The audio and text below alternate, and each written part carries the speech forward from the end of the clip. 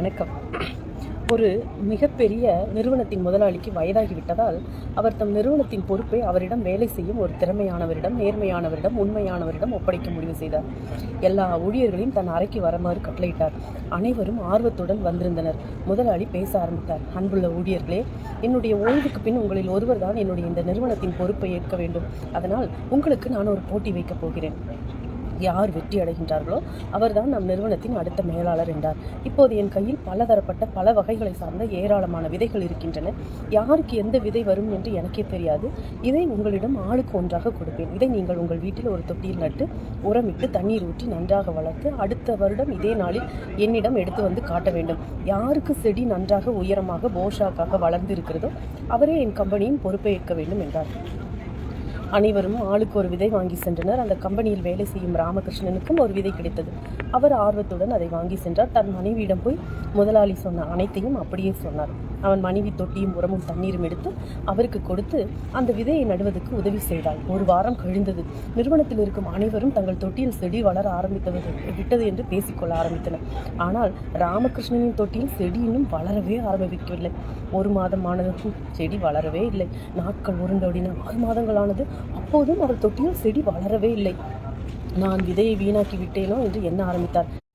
தினந்தோறும் செடிக்கு தண்ணீர் ஊட்டுவதை மட்டும் நிறுத்தவே இல்லை. தன் தொட்டியில் செடி வளரவில்லை என்று அலுவலகத்தில் யாரிடமும் அவர் சொல்லவே இல்லை. 1 வருடம் முடிந்துவிட்டது. எல்லாரும் தொட்டிகளை முதலாளியிடம் காட்டுவதற்காக எடுத்து வந்தார்கள். ராமகிருஷ்ணன் தன் மனைவியிடம் காலத்தொட்டியே நான் எடுத்து போக மாட்டேன், எனக்கு வெட்கமாக இருக்கிறது என்று சொன்னார். அவர் மனைவி அவரை சமாதானப்படுத்தி சொன்னார். நீங்கள் 1 வருடம் முழுக்க உங்கள் முதலாளி சொன்ன மாதிரி தானே செய்தீர்கள். செடி வளராததுக்கு நீங்கள் வருந்த வேண்டியதில்லை.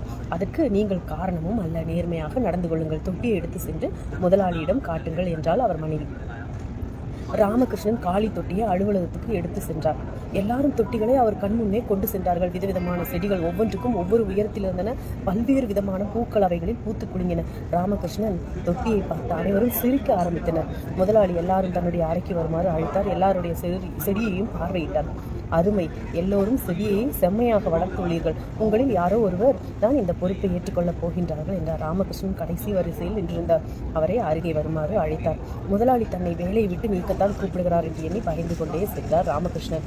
முதலாளி, ராமகிருஷ்ணன் உங்கள் செடி எங்கே என்று கேட்டார். 1 வருடமாக அந்த விதையை நட்டு உரமிட்டு தண்ணீர் விட்டதை விலாவாரியாக எடுத்துச் சொன்னார் ராமகிருஷ்ணன். முதலாளி ராமகிருஷ்ணனை தவிர அனைவரையும் உட்காருமாறு கூறினார். பிறகு ராமகிருஷ்ணன் தோளில் கையை போட்டுக்கொண்டு நமது கம்பெனி நிர்வாகத்தை ஏற்று நடத்தப் போகிறவர் இவர்தான் என்றார். ராமகிருஷ்ணனுக்கு ஒரே அதிர்ச்சி. தன் தொட்டியில் செடி வளரவே இல்லையே, பிறகு ஏன் நமக்கு இந்த பொறுப்பை கொடுக்கிறார் என்று குழம்பி போனார். முதலாளி பேச ஆரம்பித்தார். சென்ற வருடம் நான் உங்களுக்கு ஆளுக்கு ஒரு விதை கொடுத்து வளர்க்க சொன்னேன் அல்லவா? அது அனைத்தும் அவிக்கப்பட்ட விதைகள், பாயில்டு சீட்ஸ். அந்த விதைகள் அவிக்கப்பட்டதால் அது முளைக்க இயலாது. அவை அனைத்துமே முளைக்கும் தன்மை இழந்துவிட்டது. நீங்கள் அனைவரும் தான் கொடுத்த விதை முளைக்காததால் அதுக்கு பதில் வேறு ஒரு விதையை நட்டு வளர்த்து கொண்டு வந்திருக்கிறீர்கள். ராமகிருஷ்ணன் மட்டும் நேர்மையாக நடந்து கொண்டார். ஆகவே அவரே என் நிறுவனத்தை நிர்வகிக்க தகுதியானவர் என்றார். நாம் செல்லும் சொல், நாம் பயணிக்கும் பாதை நேர்மையாக இருந்தால் மட்டுமே போதும். வெற்றிகள் நம்மை தேடி ஓடி வரும். வாழ்க்கையில் நேர்மையாக இருக்க முயல்வதும் ஒரு போராட்டம்தான். அதில் வெற்றி பெறுவதுதான் உண்மையான வெற்றி. உண்மையும் நேர்மையும் தர்மத்தை பாதுகாக்கும். நேர்மை ஒருபோதும் வீண் போகாது. நேர்மையை விதையுங்கள். பதவியும் பணமும் தானாக உங்களை தேடி ஓடி வரும். புகழ் வர வேண்டாம், ஏனெனில் அந்த புகழுக்கு உரியவன் கடவுள் மட்டுமே. நன்றி.